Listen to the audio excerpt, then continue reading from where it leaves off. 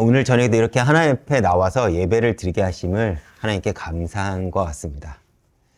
제가 오늘 수요 예배 말씀을 준비하면서 어떤 말씀을 나눌까라는 고민을 좀 해봤습니다. 그리고 고민하다가 어제 새벽 말씀을 통해서 믿음이란 무엇인가에 대한 이야기를 조금 더 깊이 다뤘으면 좋겠다라는 생각이 들어서 오늘 말씀을 준비했습니다. 사실 우리는 교회를 다니면서 믿음 하는 이야기를 우리가 많이 듣죠. 그런데 정작 믿음이 뭐냐라고 물으면 우리는 사실 쉽게 대답하기 어려울 때가 굉장히 많습니다. 그래서 오늘 우리는 예레미야서를 통해 믿음이 무엇인지, 그리고 믿음으로 산다는 것이 무엇인지를 우리가 함께 고민해 보고자 합니다. 우리가 복음서를 함께 보면 베드로가 물 위를 걸었던 사건이 나오죠. 복음서를 보면요. 예수님은 기적 이후에 제자들 먼저 급하게 보내시고 자신은 오병이어의 기적이 벌어진 그 장소에서 예수님께서 직접 그 사건을 정리하신 후에 기도하러 산에 올라가는 장면이 나와요. 왜 그러냐면 오병이어의 기적이 일어난 후 사람들은 예수님을 왕으로 삼고자 하는 움직임이 그때 벌어졌습니다. 그런데 그런 움직임이 제자들에게도 영향을 미쳤어요. 그래서 마가복음 6장 52절을 보면 이는 그들이 그 떡 떼던 일을 깨닫지 못하고 도리어 그 마음이 둔하여졌음이러라 라고 성경은 이야기를 합니다. 다시 말해 예수님이 하신 기적을 보니 제자들의 마음이 굳어졌다는 것이죠. 즉 오히려 기적과 이적이 제자들의 마음을 둔하게 만들고 교만하게 만든 것입니다. 그래서 예수님은 제자들을 재촉하시면서 먼저 보내시고 홀로 기도하러 산에 올라가십니다. 그리고 제자들은 예수님의 말씀대로 바다를 건너는 도중에 바다 한가운데서 풍랑을 만나게 됩니다. 사실 풍랑을 만나기 전까지 제자들은요, 예수님을 통해서 얻어질 것에 대한 것들을 이렇게 저렇게 아마 이야기를 하고 있었을 거예요. 그런데 그렇게 자신들이 들뜬 마음이 있는 상태에서 벼랑간 풍랑을 만나게 된 것입니다. 아마도 이때 풍랑이 없었다면 예수님과 상관없이 제자들의 욕심은 아마 극대화가 됐을 거예요. 예수님을 통해서 자신들은 무엇을 누리고 무엇을 얻을 것인지에 대한 이야기를 나눴을 것입니다.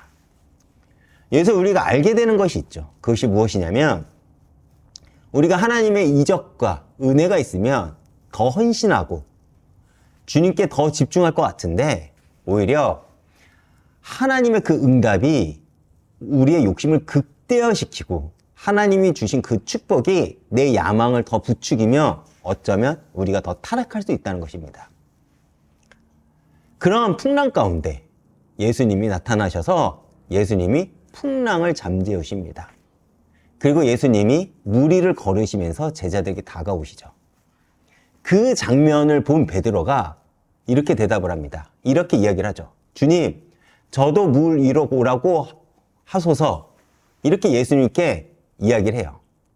그리고 그러한 베드로의 이야기에 예수님은 오라라고 하셨을 때 베드로는 아무 생각하지도 않고 배에 뛰어내려서 물 위를 걸었습니다.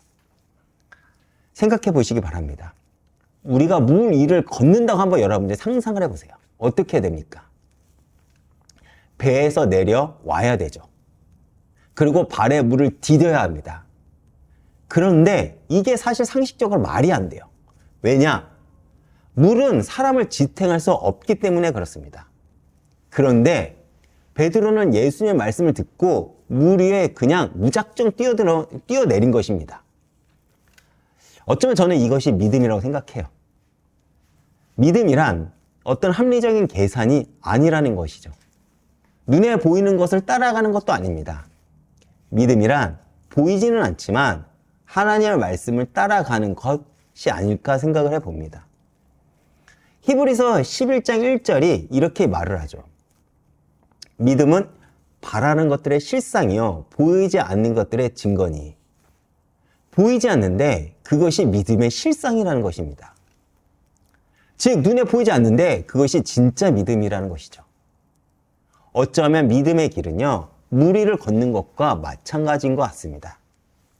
무엇을 의지할 수도 없고 앞으로 어떤 일이 벌어질지도 모르는 그 상황에서 오직 하나님 말씀 하나만 붙들고 나아가는 것, 하나님 말씀에만 반응하는 것이 믿음이 아닐까라는 생각을 해봅니다.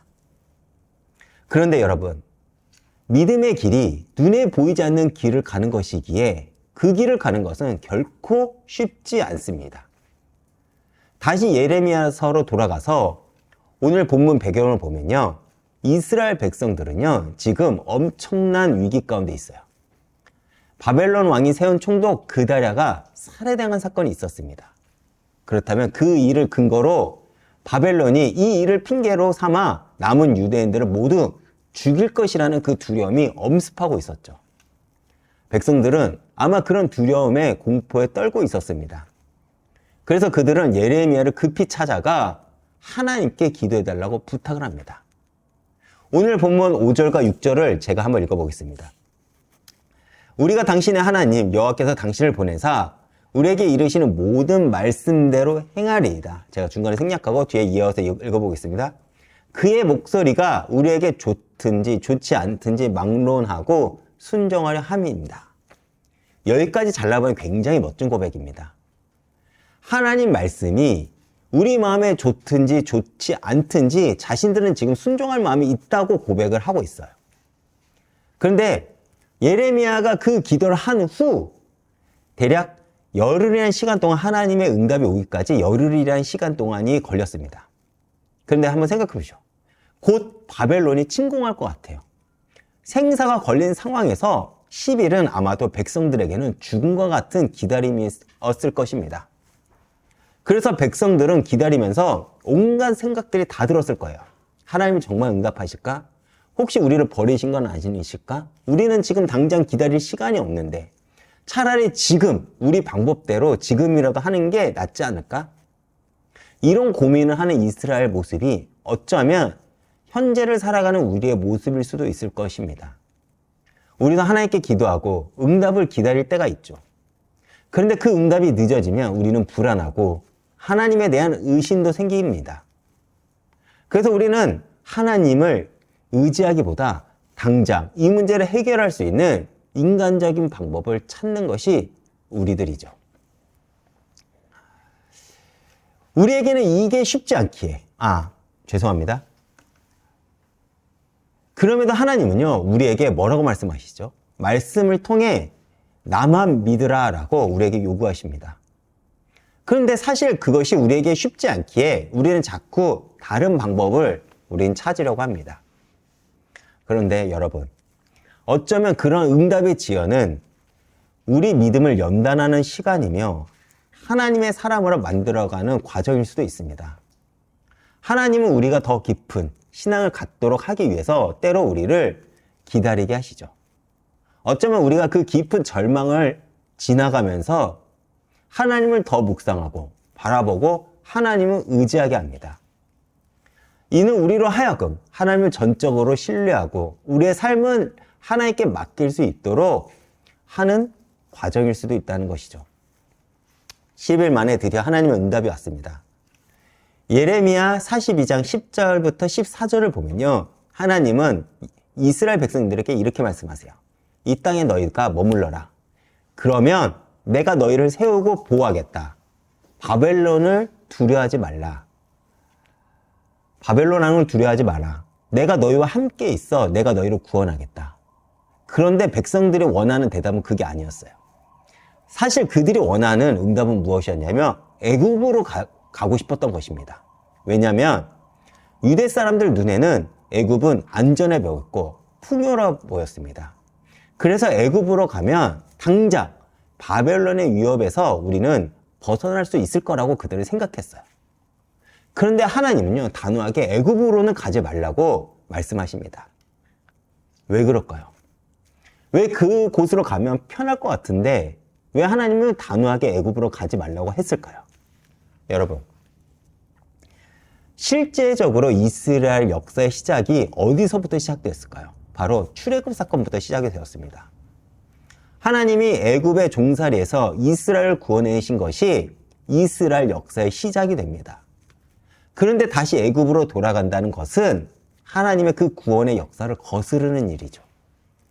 그리고 더 중요한 것은 애굽으로 가는 것은 하나님보다 세상이 더 안전하다고 말하는 것과 같습니다. 하나님은 나를 믿고 이 땅에 머물러라고 말씀하시는데 이스라엘 백성들은 그거 말고 내가 보기에는 애굽이 더 안전해 보입니다 라고 말하고 있는 거예요.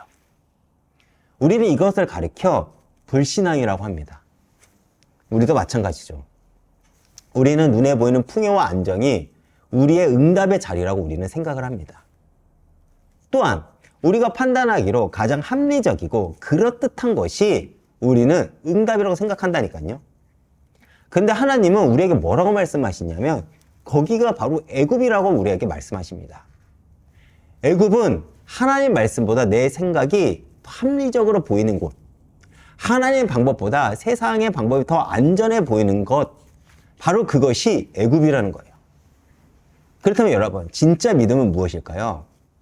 진짜 믿음이란 하나님 말씀이 내 생각과 다를 때 그럼에도 말씀을 따라가는 것이 믿음이라고 합니다.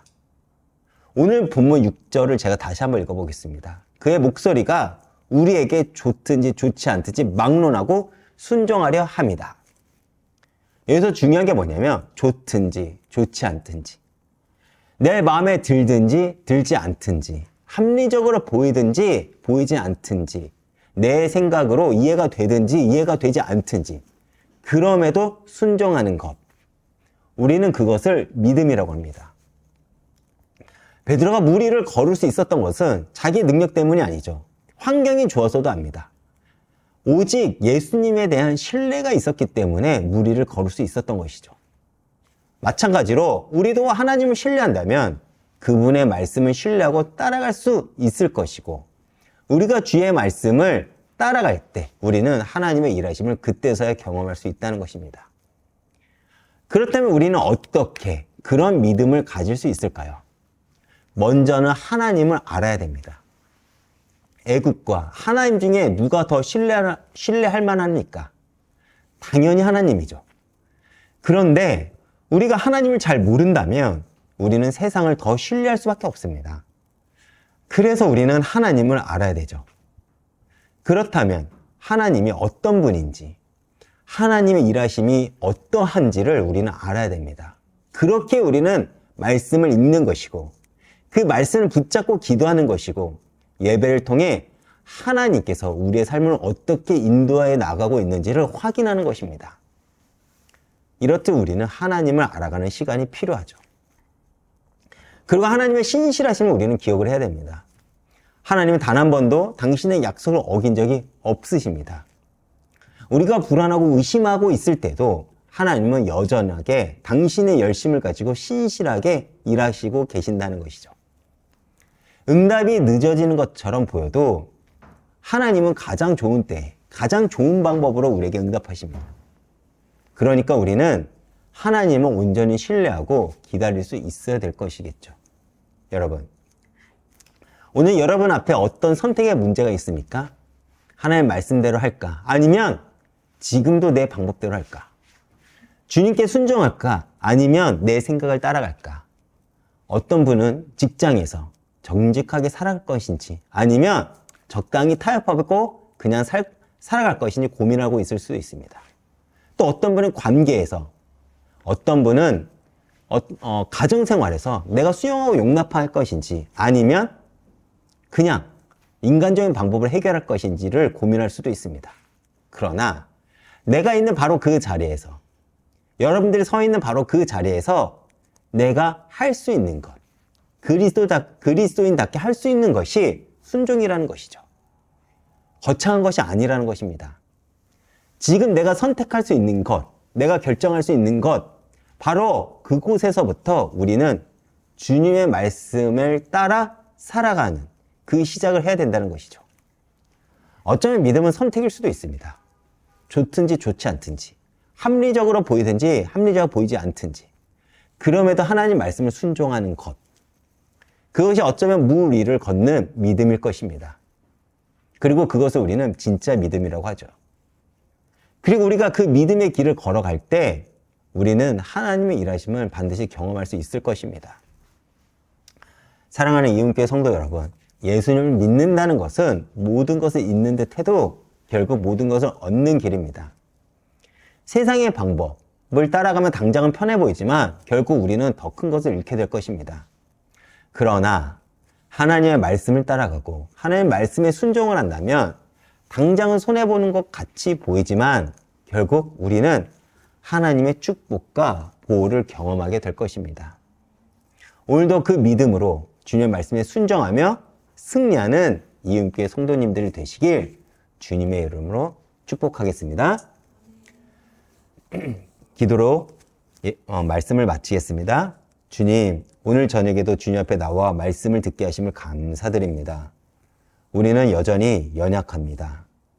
그래서 눈에 보이지 않는 것보다 눈에 보이는 것을 더 신뢰하고 따라가고자 합니다. 그러나 주님, 오늘 이 말씀을 통해 진짜 믿음이 무엇인지를 우리가 함께 나눴습니다. 좋든지 좋지 않든지 그럼에도 우리가 주님께 순종하길 원합니다. 우리에게 이런 믿음을 허락해 주시옵소서. 응답이 늦어질 때도 주님을 신뢰하는 믿음, 내 생각과 다를 때도 주님의 말씀을 따라가는 그 믿음, 당장 손해보는 것처럼 보여도 순종하는 그 믿음을 우리에게 주시옵소서. 그때 우리가 모두 하나님의 일하심을 경험하며 하나님께 영광 돌리는 삶을 살아가게 하옵소서. 예수님 이름으로 기도했습니다. 아멘.